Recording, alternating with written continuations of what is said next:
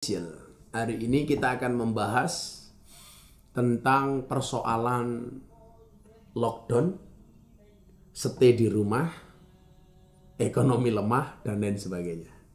Saya ditanya lockdown itu apa?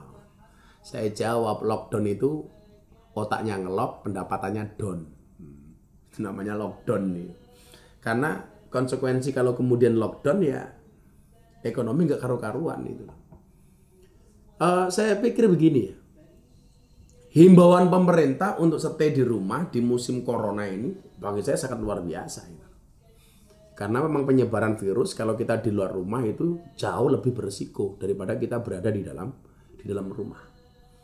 Tapi yang kemudian perlu difikirkan selanjutnya adalah dampak sosial.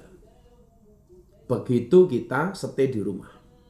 Kenapa saya katakan demikian? Saya nggak mau kemudian dampak corona ini gara-gara kita tinggal di rumah itu akan memunculkan impact atau dampak yang luar biasa. Seperti dampak sosial dan ekonomi. Kenapa? Karena tidak semua rakyat kita ini pegawai negeri. Tidak semua rakyat kita ini tentara, polisi yang mempunyai penghasilan tetap. Akhirnya mereka punya gaji bulanan. Ya kan? Banyak rakyat kita ini yang menggantungkan hidupnya di jalanan. Pedagang kaki lima, ojek online, gitu kan, tukang becak, sopir taksi, bahkan mungkin kelompok-kelompok tertentu seperti pengamen dan lain sebagainya. Begitu mereka tinggal di rumah, bagaimana dengan kelanjutan hidup mereka? Ya kan?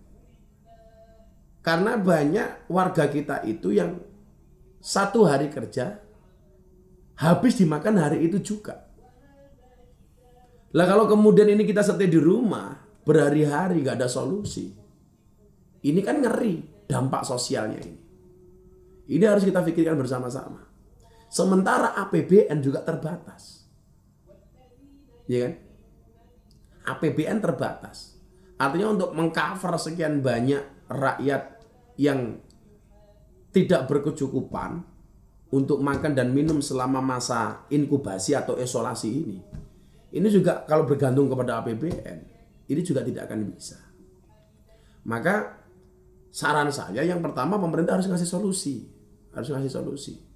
Berapa kemampuannya untuk memberikan makan kepada rakyat selama masa isolasi. Dan yang perlu dipahami ini tidak hanya beban pemerintah itu. Kita tumbuhkan kembali semangat gotong royong, tepos liro, tenggang rasa bangsa ini. Karakteristik dan jati diri bangsa ini. Bangsa yang awean, bangsa yang nyah-nyoh, bangsa yang suka memberi, bangsa yang suka menolong, bangsa yang suka berbagi. Ini harus sama-sama menjadi gerakan besar, menjadi gerakan bersama. Bagaimana kemudian yang kaya, yang berpendapatan, yang mempunyai penghasilan lebih, ini memberikan subsidi silang atau bantuan apapun itu bentuknya kepada yang lain yang tidak bisa makan.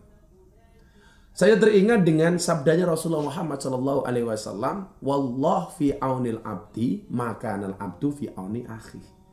Demi Allah, Allah akan menolong hambanya manakala sang hamba mau berbagi dengan saudaranya.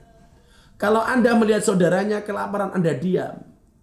Begitu besok Anda kelaparan, Allah akan diam. Begitu melihat orang susah Anda diam, besok gantian Anda susah, Allah akan diam. Tapi sebaliknya, ketika melihat orang kelaparan kita berbagi, belum sempat kita kelaparan, Allah akan banyak memberikan kita rezeki. Ini menjadi tantangan bagi kita semuanya hari ini. Bagaimana kemudian dampak dari stay di rumah, kerja dari rumah ini tidak memberikan dampak yang negatif. Saya khawatir ya kalau urusan perut ini tidak kita antisipasi akan chaos. Bahasa orang Jawanya akan colong jupuk ya. Tidak lagi mengenal halal haram, tidak lagi mengenal norma, tidak lagi mengenal hukum normatif. Kenapa? Karena perutnya lapar. Kalau orang sudah perutnya lapar, ya sudah. Bagaimana cara kemudian mereka mencukupi perutnya itu? Dan ini menjadi bahaya itu kalau tidak kemudian ada solusinya. Karena ini waktunya panjang. Bahkan tanggap daruratnya sampai tanggal 29 Juni. Kalau selama itu kita di rumah, lah kita mau makan apa? Gitu. Saya punya santri hampir 200. Hampir santri 200. Kalau saya yakin lah Allah kasih jalan kemudahan bagaimana saya bisa menghidupi santri saya. Karena semua pondok saya, santri saya semuanya makan dan minum belajar gratis di pesantren. Gratis semuanya, tanpa ada pungutan apapun. Tapi saya meyakini Allah akan menolong saya. Karena asyakku fi rizki, asyakku fi razik. Orang yang meragukan rizkinya berarti meragukan sang pemberi rizki. Tapi bagaimana dengan yang lain? Sekali lagi, ini perlu kita pikirkan bersama sehingga dampaknya tidak akan negatif. Kita semuanya berharap ya, bangsa Indonesia baik-baik saja, rakyatnya selamat, pemimpinnya selamat, ekonominya selamat, sosialnya selamat.